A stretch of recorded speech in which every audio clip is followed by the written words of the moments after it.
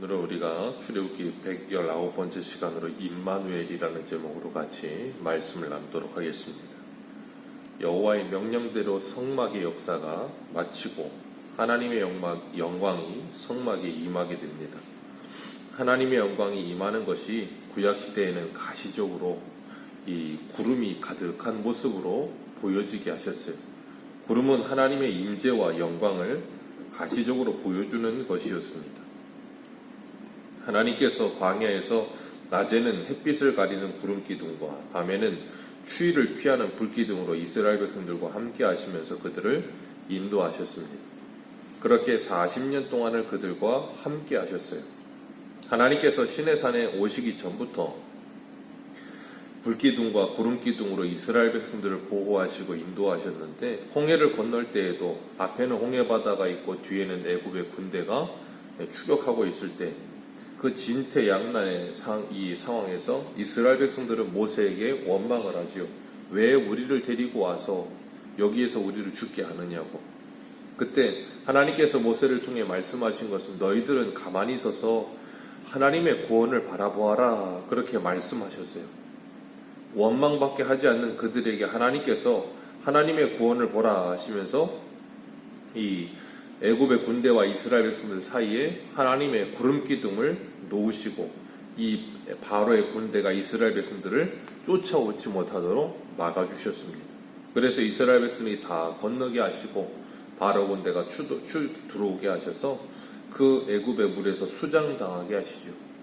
그 수장당하는 모습을 통해서 그들에게 직접 하나님께서 눈으로 보게 하신 게 있어요. 그게 뭐냐면 430년 동안 그들이 왕으로 신으로 섬기던 바로가 홍해의 물속에서 수장되어 죽는 모습을 보게 하신 거예요. 사도 바울은 고린도전서 10장에서 이스라엘 백성들이 모세와 함께 홍해에서 세례를 받았다 그랬습니다. 그 말은 그들이 홍해에서 죽고 다시 살아난 인생들이 되었다는 거예요. 애굽 쪽에서 바라보면 이스라엘 백성들이 바다 안에 들어가서 죽는 거고, 그리고 가나안 쪽에서 바라보면 이스라엘 백성들이 바다에서 살아나오는 모습이 되는 거예요. 그것을 통해 예수 그리스도와 함께 죽고 살아난 세례를 표현하셨는데, 세례란 그들의 과거에 섬기던 신들이 그 홍해 바다에서 죽는 것과, 그리고 그들의 신이 이제는 오직 하나님 외에 없다는 것을 인정하는 것이 세례예요. 그래서 그들의 눈으로 직접 바로 왕이 죽는 걸 하나님께서 보게 하신 거예요. 출애굽기 15장 17절을 보면 하나님께서 이스라엘 백성들을 구원하여 애굽에서 나오게 하신 이유를 말씀하시는데, 주께서 백성을 인도하사 그들을 주의 기업의 산에 심으시리이다. 여호와여, 이는 주의 처소를 삼으시려고 예비하신 것이라. 주여, 이것이 주의 손으로 세우신 성소로소이다. 아멘. 하나님의 기업의 산에 심으시고 하나님의 처소요 하나님의 성소를 만들기 위해 하나님의 손으로 세우셨습니다. 그래서 그들을 인도하여 내셨습니다라고 모세가 고백하죠. 그리고 출애굽기 29장 45절에는 이렇게 말씀하세요. 내가 이스라엘 자손 중에 거하여 그들의 하나님이 되리니 그들은 내가 그들의 하나님 여호와로서 그들 중에 거하려고 그들을 애굽 땅에서 인도하여 낸 줄을 알리라. 나는 그들의 하나님 여호와니라. 하나님께서 이스라엘 백성들을 애굽에서 구원하여 내신 이유를 내가 그들 중에 거하려고 라고 표현하세요. 내가 그들 중에 거하려고 애굽 땅에서 인도하여 낸 줄 알리라. 그 이스라엘 백성들 가운데 함께 하시기 위해서 그들을 처소 삼으시고 성소 삼으셨다. 그래서 하나님께서 성막을 짓게 하시고 성막이 이스라엘의 한 가운데 있게 하셨어요. 그들 가운데 함께 하시는 하나님. 마태복음 1장 예수님이 이 땅에 오셨을 때 임마누엘이라, 우리와 함께 하시는 하나님이라 그랬어요. 하나님께서 성막을 통하여서 하나님이 그들과 함께 하기를 원하셨다는 거예요. 그들이 어디를 가든지 광야 40년 동안 항상 그들 가운데에 계셨어요. 그리고 그들과 함께 동행하셨어요. 그 하나님은 오늘도 우리의 인생 전 인생을 통하여서 우리와 함께 살아가기를 원하세요. 우리와 동행하기를 원하신다 그 말이에요. 그게 신앙이에요. 기독교는 세상의 다른 종교와는 다릅니다. 세상의 다른 종교들은 자신들이 신을 모시는 신전에 찾아가서 신을 만나야 되지만 기독교는 그렇지 않아요. 그 신전에만 계시는 하나님이 아니에요. 성전에만 계시는 하나님이 아니에요. 어디든지 그들이 가는 그곳에 함께 하시는 하나님이세요. 우리가 어디를 가든지 그곳에 나와 함께 하시는 하나님. 하나님이 그러시려고 우리를 구원하신 거예요. 우리 미가서 7장 한 번만 볼까요? 미가서 7장입니다.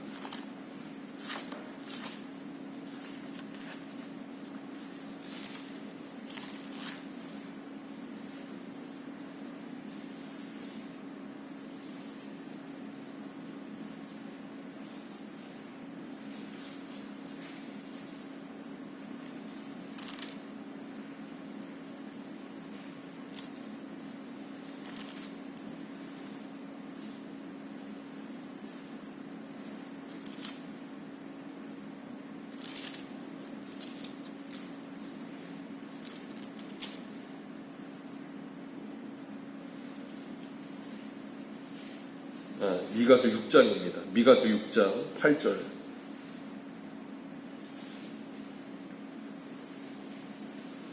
미가서 6장 8절 같이 읽겠습니다. 시작. 사람아, 주께서 선한 것이 무엇임을 내게 보이셨나니 여호와께서 내게 구하시는 것은 오직 정의를 행하고 인자를 사랑하며 겸손하게 대 하나님과 함께 행하는 것이 아니냐. 아멘.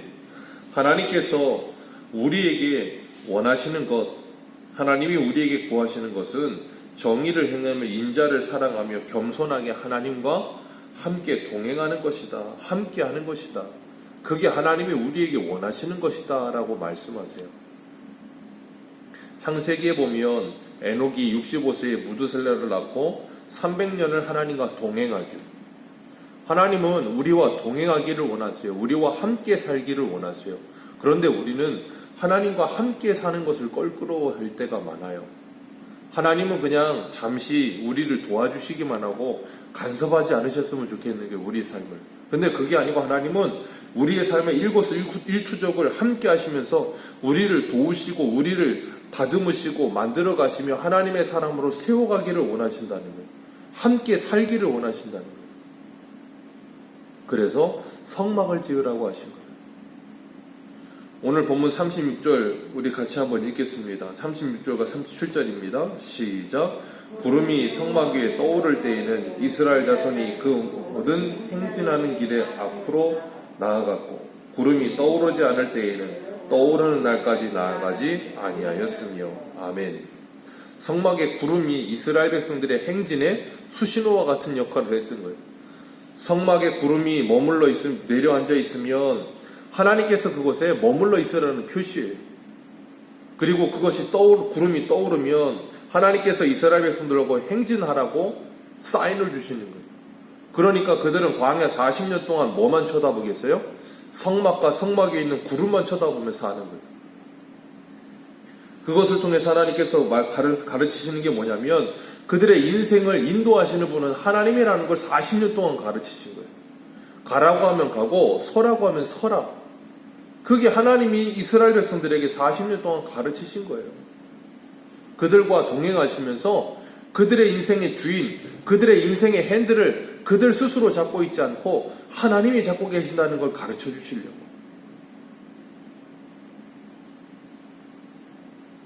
그렇기 때문에 하나님께서는 그들에게 가고 섬, 앉고 일어섬, 그들의 삶의 모든 것의 주인이 하나님 되심을 알기를 원하신 거예요.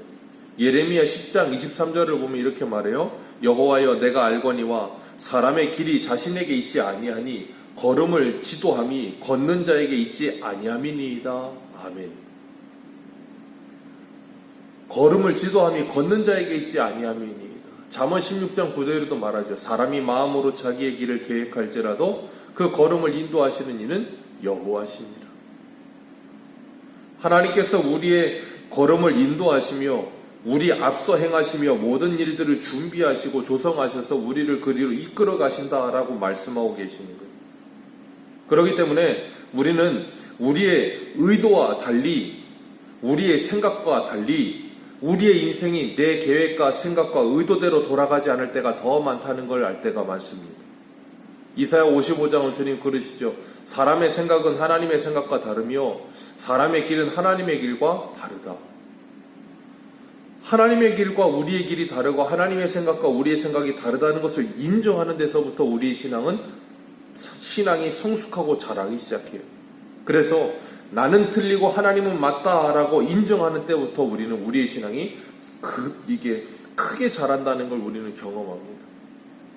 그래서 주님은 우리에게 누구든지 나를 따라오려거든 제일 먼저가 뭐예요? 자기를 부인하고 자기 십자가를 지고 주님을 따를 것이니라 라고 말씀하고 계십니다. 하나님께서 그들에게 구름기둥과 불기둥으로 낮 밤을 보호하시고 인도하시고 눈으로 그걸 보게 하셨는데도 불구하고 이스라엘은 하나님께 원망을 하죠. 그 이유가 뭐예요? 자기들이 원하는 길이 아니라는 거예요. 자기들이 바라는 게 아니라는 거예요. 자기 마음대로 자기 생각대로 자기가 바라는 대로 모든 걸 다 이루어줬으면 좋겠는데 그러지 않으시더라는 거예요. 그 이유가 뭐예요? 하나님께서 우리 아버지 되시기 때문에 그래요. 한 치 앞도 모르는 인생이라고 하잖아요.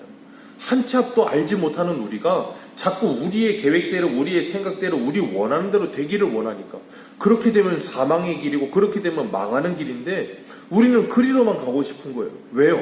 그 앞이 어떤지 모르니까. 하나님은 다 알고 계세요.